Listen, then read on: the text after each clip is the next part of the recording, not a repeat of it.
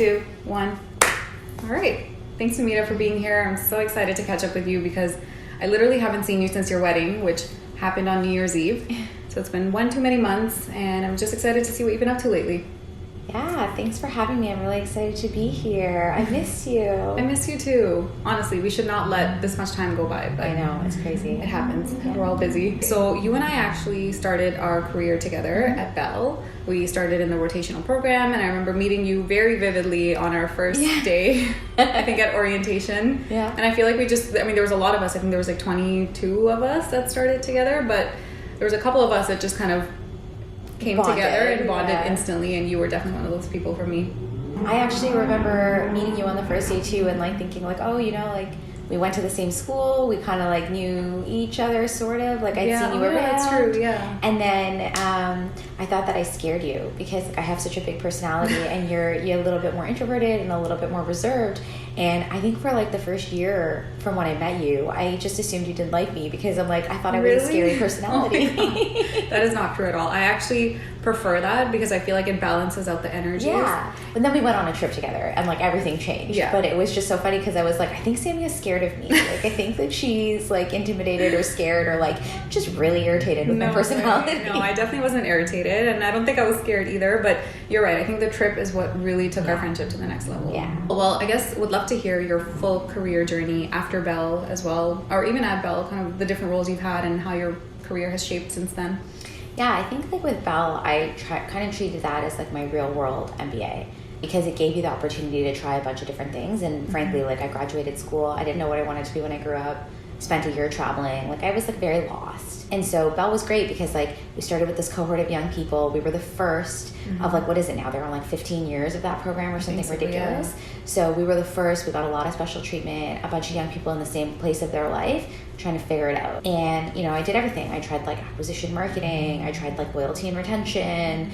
I tried strategy, operations, like literally felt like I got such a good real world MBA out of that. And I got like this group of friends who, you know, circa 15 years later, we're still together, which I think is extremely rare. And a lot of people are not lucky enough to have that. So I count myself as like very fortunate to have had that experience. Yeah, I think the friendships that came out of it are lifelong friendships, and we're at each other's weddings and life events. And even the mentors, like I was assigned a mentor on my first day at Bell. He was at my wedding too. I think like overall it was just such a good like foundational part of my journey. Yeah, we had a really good experience. How many years were you at Bell? Do you remember? I think 3. Okay, and then after Bell, where was your next step?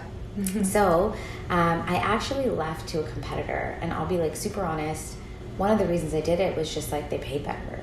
They had better jobs and they paid better and they had better benefits. They recruited me into a role and I took it, but I was only there for 5 months because while I was there, there was a startup in Toronto that had reached out to me to help build their like sales and marketing revenue function. I don't know how they found me or if I found them. I think it was like one of those click apply on LinkedIn situations.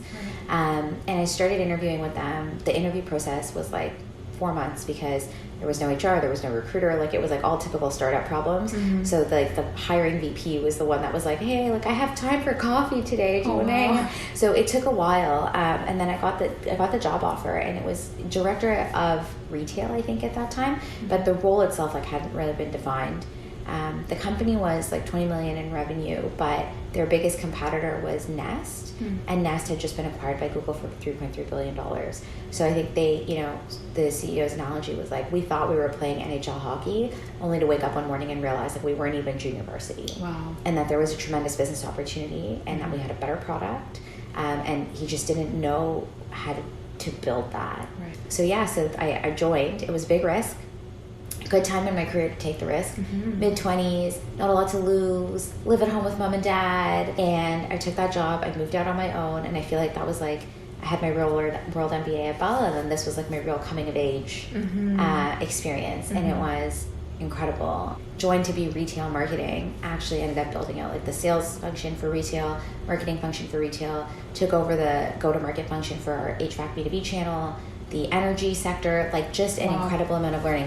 New products, strategic partnerships with Apple and Amazon. But that was like that was like running a marathon, and it was a very rewarding experience. And that's the beauty of working at a startup too. That's that fresh, because you can wear so many different hats. Yeah.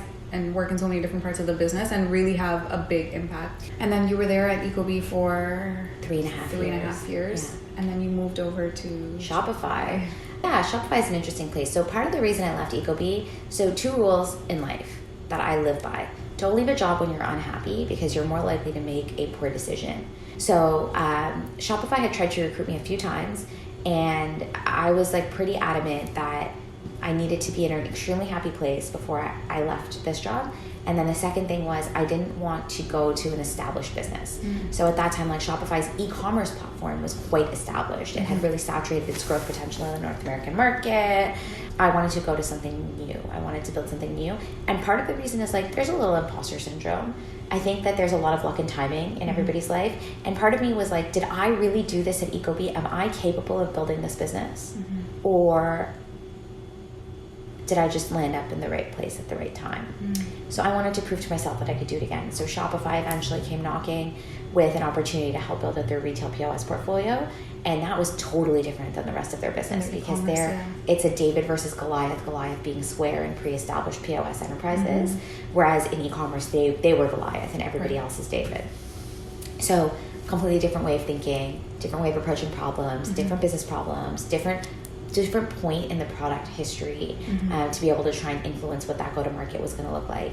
So I joined for that reason, and I think it was a great experience for a few reasons. I think like that size of business I realized was not necessarily a fit for me. It was a bit too big for what I wanted to do next. And then I think I joined Shopify at a time where I would like to call Shopify an awkward teenager. So like I joined Ecobee when it was like barely prepubescent. Like an infant, yeah. So I helped raise it and grow it and build it culturally. I joined Shopify when it was like an awkward teenager and it wasn't sure who it wanted to be friends with and like what it wanted to be when it grew up. It had gone through this like tremendous growth trajectory, and I think culturally what I realized is like old Shopify, new Shopify, tension, and I was getting bogged down with a lot of the cultural elements of that, as opposed to being able to focus on the business that I wanted to build. So it was a great experience. It taught me a lot about the things that I like, a lot of the things that I don't like, and a lot of things that I was really adamant about pursuing in my future. So it was a good year. It was a good year. Yeah. Okay, so then after Shopify, you moved over to RBC. Sort of. After Shopify, I took a break. Like, you can imagine being at a high growth enterprise like Shopify, and right before that, being at a high growth startup. I think I took like 3 days of vacation between jobs, where my entire life was consumed by that startup. I just like you needed a break. You know. So I took a few months of like me time, self-discovery. What do I want to do next? I wanted to be really picky. We went to Thailand. One of our best friends got married, and so we went to Thailand. We had that great trip, and I came back, and so I was like, okay, 2020 is going to be the year I'm going to like figure out what I want to be when I grow up again, and I'm going to like rewrite it. Maybe I'll start a business. I had all these grand ambitions, and then COVID-19 happened. And we all ended up stuck at home for 3 years. But it was interesting. So around that time, right before the pandemic, a gentleman by the name of Derek, he's the guy that started Red Flag Deals in Canada. He approached me, and he was working at RBC Ventures, and he was trying to spin up a buy now, pay later financing, POS financing platform. And, you know, banks have a lot of red tape, but it's hard to get things off the ground. And he actually brought me in and said, I think we've solved some of the big problems or moved the big rocks in getting the funding that we need, but we need some help building out that business. And that business was co-owned between Derek and Sammer, who was also one of our day one friends at Bell. So two people that I respect so much are like, we want to build this thing, come join us. And I was like, yeah, I'll give it a shot. Interesting, like, you know, the dichotomy of like big company, but operating like a small company. There was 5 people in the whole portfolio to build it. We had to scale it, we had to launch it. I've been there ever since. I'm curious, Namita, you've done so many different roles. Is there one specific craft or type of role that you feel is really for you? So, sort of. I cannot get out of bed for something that is not both revenue and profitability driven. But for me, it's like I need to believe that something is a real business, not just a good idea, not just a good thing. It has to be a real business for me to wake up in the morning. And then I think I'm pretty decent at flexing the skill sets to achieve that goal at this point, especially now with product. definitely lean a little bit more towards like partnership, and I wouldn't say brand marketing, but more so like revenue driven marketing and like the science side of marketing. Those are things that I think I'm a little bit more specialized in terms of craft at this point. Product marketing would be like another way of thinking about it. But overall, I like to solve revenue problems. That makes sense. That's a good way to sum it up. So how would you describe product marketing? How would I describe product marketing? Oh, okay. I think product marketing is the strategic arm of product. Who is the customer? Who are we going after? What is the total market opportunity? Like, it's the business side of product. Having led a product team, I don't think that we spend enough time in product thinking about the business side of things.